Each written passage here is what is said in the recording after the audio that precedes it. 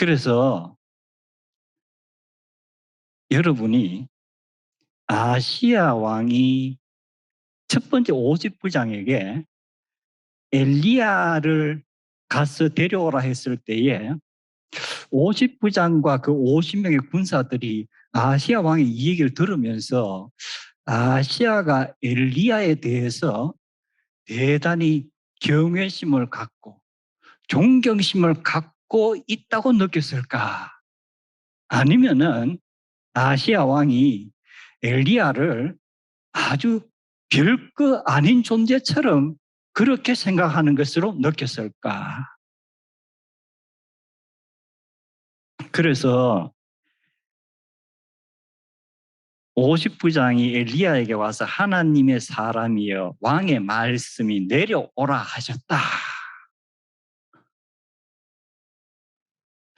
그럼 아시아가 50부장에게 가서 엘리야 모셔오라 했을까? 엘리야 데려오라 했을까? 엘리야 끌고 오라 했을까? 어떤 어투를 썼을 것 같아요?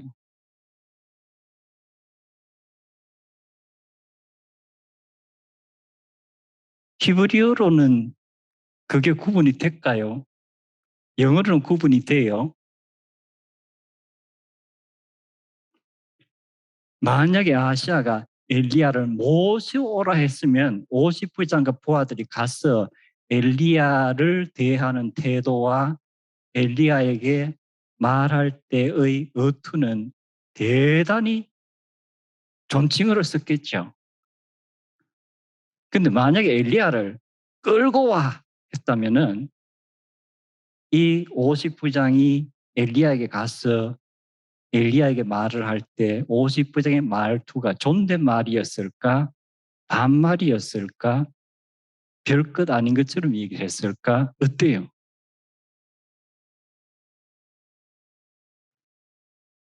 이걸 연구한 성경학자가 있습니다. 책을 낸 것도 있어요. 그래서 제가 우리가 성경 읽으면서 좀 여러 가지 한번 생각을 해보면 좋겠다. 이 50부장 3명이 갔죠. 첫 번째 50부장, 두 번째 50부장이 각각 가서 엘리야에게 이 얘기를 할 때 극존칭어를 썼을까?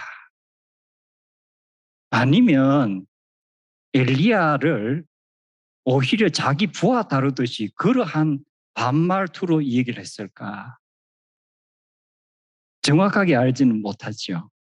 근데 세 번째 50부장 여러분 성경에 보면은 어때요? 극존칭어를 쓰고 있죠. 그래서 첫 번째, 두 번째 50부장의 말투, 어투와 세 번째 50부장의 말, 어투를 생각해 보면 그 50부장과 그가 거느린 부하들의 운명이 결정이 되는 거예요.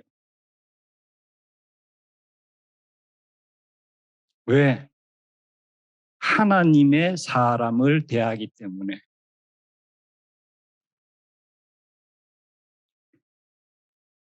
세 번째 50부장은 엘리야를 참 하나님의 사람으로 믿고 대한 거예요.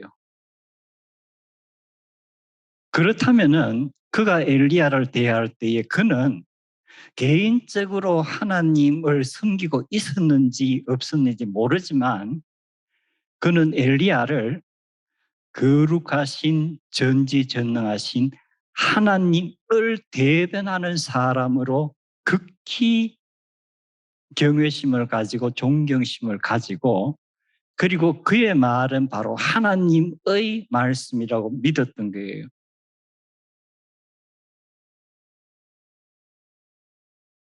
지도자의 하나님에 대한 태도, 하나님의 사람의 말씀에 대한 태도에 따라서 그 지도자가 거느리는 사람들의 운명이 극과 극으로 갈라지죠. 우리 성도님들 부모로서 하나님의 말씀을 대할 때 자녀들이 부모님께서 하나님의 말씀 어떻게 대하는가 그것을 보고 자라면서 자녀들의 운명이 많이 달라질 거예요. 많이 달라질 거예요.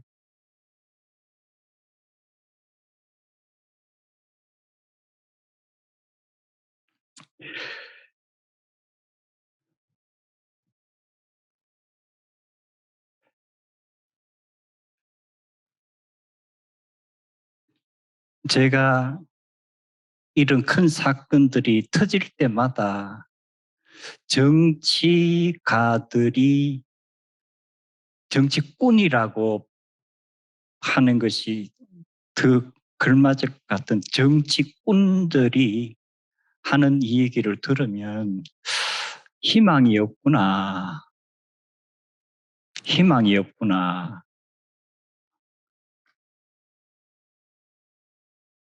정말 T.S. 엘리엇이 자기의 친구의 죽음을 접하고 그리고 세계 대전을 경험하고 그리고 20세기를 살면서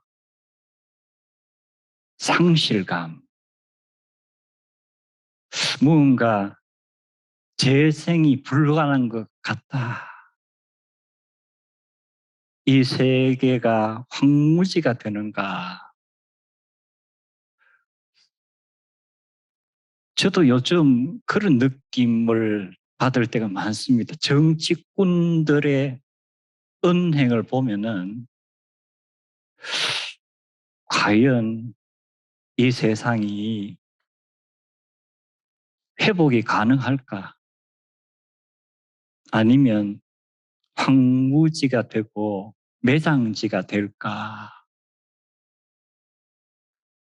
어제 그리고 오늘 말씀을 계속 보면서 그래도 위로받는 말씀이 성령께서 우리의 연약함을 아십니다.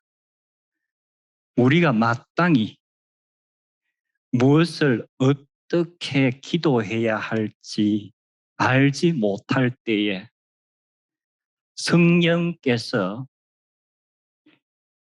인간의 언어로 표현할 수 없는 깊은 탄식으로 안타까움과 간절함으로 우리를 위하여 친히 기도해 주십니다. 이 땅이 유일한 희망은 성령님의 역사입니다. 모든 달이 우리에게 잔인한 달이 될 수가 있습니다.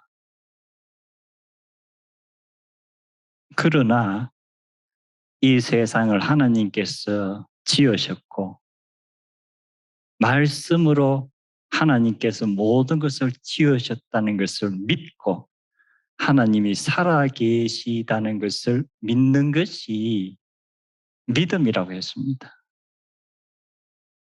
그래서 우리의 희망은 살아계신 하나님께서 그래도 이 땅을 포기하시지 않을 것이다.